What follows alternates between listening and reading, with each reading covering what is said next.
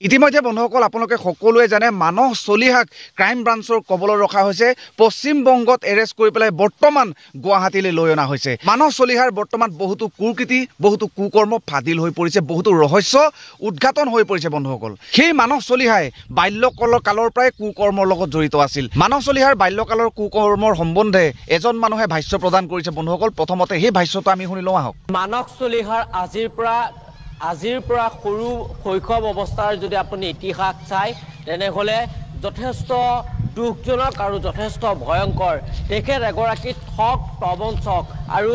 লকডাউনৰ সময়ছোৱাত তেখেতৰ বিৰুদ্ধে কেইবাটাও গোচৰ চলি আছে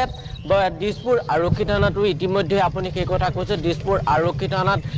এটা গোচৰ আছে সমান্তৰালকৈ হাতীগাঁও আৰক্ষী থানাত এটাকৈ গোচৰ আছে আৰু এইগৰাকী মানস চলিহাই যিসকল আলফা স্বাধীনলৈ যায় এই আলফা স্বাধীনলৈ যোৱা সেইসকল লোক ভাষ্যটো শুনিলে না বন্ধুসকল আপোনালোকে নিশ্চয়কৈ শুনি পালে তাৰ মানে এইটো কথা প্ৰমাণিত হ'ল যে মানুহজন মানে বচপন যে একেবাৰে সৰু কালৰ পৰাই তেনেকুৱা ধৰণৰ দুকৰ্মত মানে কুকৰ্মৰ লগত জড়িত আছিল সেইটো কাৰণে মই আগতো এবাৰ কৈছিলোঁ কালৰো কাল বিপৰীত কাল হৰিণাই চেলেকিলে বাঘৰ গাল আগতেতো ঠিক জেগাতে চেলেকি আছিলে এতিয়া যিটো জেগাত চেলেকিছে সেই জেগাটো হৈ গ'ল আপোনাৰ বাঘৰ গাল তেতিয়াহ'লেতো মৰণ নিশ্চিত তেতিয়া চাওক এটা কথা আমি সকলোৱে স্বীকাৰ কৰিব লাগিব আমাৰ মানস বৰগোহাঁই এজন শিক্ষিত যুৱক আছিল আমাৰ সমাজৰে এজন যুৱক আছিল তেতিয়াহ'লে তেনেকুৱা মানুহৰ কবলত পোৱাৰ কাৰণে আমাৰ সমাজৰ পৰা আজি এজন শিক্ষিত যুৱকক আমি হেৰুৱাবলগীয়া হ'ল সেইজন মানুহ যদি আজি এনেকুৱা ধৰণৰ পথ যদি বাছি নোলোৱা হ'লে হয়তো আমাৰ সমাজৰ উন্নতিৰ কথা নিশ্চয়কৈ চিন্তা কৰিলেহেঁতেন কিয়নো আমাৰ সমাজখনত বৰ্তমান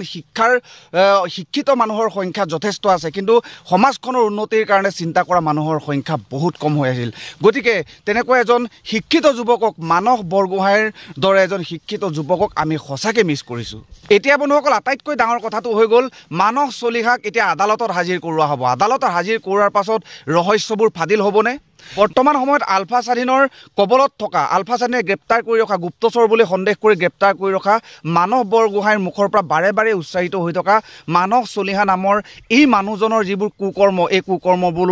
সত্য প্ৰমাণিত কৰি ফাদিল কৰাব পাৰিবনে মানস বৰগোহাঁই বাৰে বাৰে দাবী জনাব বিচাৰিছিল মানস চলিহাই আৰু বহুতো যুৱক যুৱতীক ট্ৰেইনিং দিছিল আলফাক নিশেষ কৰিবৰ কাৰণে গুপ্তচৰ সৃষ্টি কৰিছিল তেতিয়াহ'লে মানস বৰগোহাঁই উচ্চাৰণ কৰা এনেকুৱা ধৰণৰ কথাবোৰ সত্য প্ৰমাণিত হ'বনে মানুহজন বচপনচে ঠগ প্ৰবঞ্চক বুলি মানুহে গাই আহিছে সেই ঠগ প্ৰবঞ্চনাৰ সঠিক যিটো প্ৰমাণ সেই প্ৰমাণ উদ্ঘাটন কৰিব পাৰিবনে আৰু অসমৰ বহুকেইখন থানাত মানুহজন ঠগ প্ৰবঞ্চক বুলি গোচৰ তৰি থৈছে গতিকে যদি গোচৰ তৰি থৈছে তেতিয়াহ'লে ইয়াৰ প্ৰতিক্ৰিয়া কেনেকুৱা ধৰণৰ হ'ব তেখেতৰ গাড়ীখনত পাৰ্চনেল যিখন বাহন এই বাহনখনত গভ টপ আছাম বুলি লিখা আছিল সেইটো এটা বিৰাট ডাঙৰ ৰহস্য আপোনালোকে নিশ্চয়কৈ জানে তেতিয়াহ'লে নিজৰ ব্যক্তিগত বাহনত গভ টপ আছাম লিখিব পৰা মানুহজনৰ কেপাচিটি কেনেকুৱা হ'ব লাগিব কেনেকুৱা ধৰণৰ হ'ব লাগিব ইয়াৰ আঁৰত থকা যিটো ৰহস্য বন্ধুসকল মাজতে এবাৰ আমি শুনিবলৈ পাইছিলোঁ মানুহজন বহুত ডাঙৰ মানুহৰ লগত উঠা বহা আছে MLA মন্ত্ৰীৰ লগত তেখেতৰ এটা ভাল আপোনাৰ গুৰুত্বপূৰ্ণ এটা সম্পৰ্ক আছে গতিকে মানুহৰ প্ৰশ্নৰ উদয় হৈছে এতিয়া মনত গতিকে ইমান ডাঙৰ মানুহৰ লগত সম্বন্ধ আছে তেতিয়াহ'লে মানুহজনক লৈ পেলাই উচিত তদন্ত কৰা হ'বনে ইয়াৰ আচল লাষ্টত যিটো ফলাফল ওলাব এই ফলাফলটো ওলাবনে তেনেকুৱা ধৰণৰ মানুহৰ সন্দেহৰ সৃষ্টি হ'বলৈ আৰম্ভ কৰিছে এইখিনিতে মোৰ জোনমণি ৰাভাৰ কথা মনত পৰি গ'ল বন্ধুসকল আপোনালোকে সকলোৱে জানে সমগ্ৰ অসমবাসী ৰাইজেই জানে জোনমণি ৰাভাক কেনেদৰে হত্যা কৰা হৈছিল আৰু হত্যাৰ তদন্তৰ নামত কেনেকুৱা ধৰণৰ এটা গাফিলতি কৰা হৈ গ'ল যিটো তদন্তক অসমবাসী ৰাইজে ভেকু ভাওনা আখ্যা দিয়া হৈছিল তাৰ আঁৰত বহুত ডাঙৰ মানুহ আছিল বুলি সন্দেহ প্ৰকাশ কৰা হৈছিল কিয়নো হত্যাকাৰীৰ লগত বহুত ডাঙৰ মানুহৰ লগত উঠা বহা আছে বুলি সমগ্ৰ অসমবাসী ৰাইজে দাবী জনাব বিচাৰিছিল কিন্তু তাৰ ফলশ্ৰুতি কি হৈ গ'ল এতিয়া সম্পূৰ্ণৰূপে নিমাত হৈ গ'ল যিসকলে জোনমণি ৰাভাক হত্যা কৰিছিল হত্যাকাৰী কিটা এতিয়া আৰামত চিকেন বিৰিয়ানী খাই আছে আনন্দ ফূৰ্তি কৰি আছে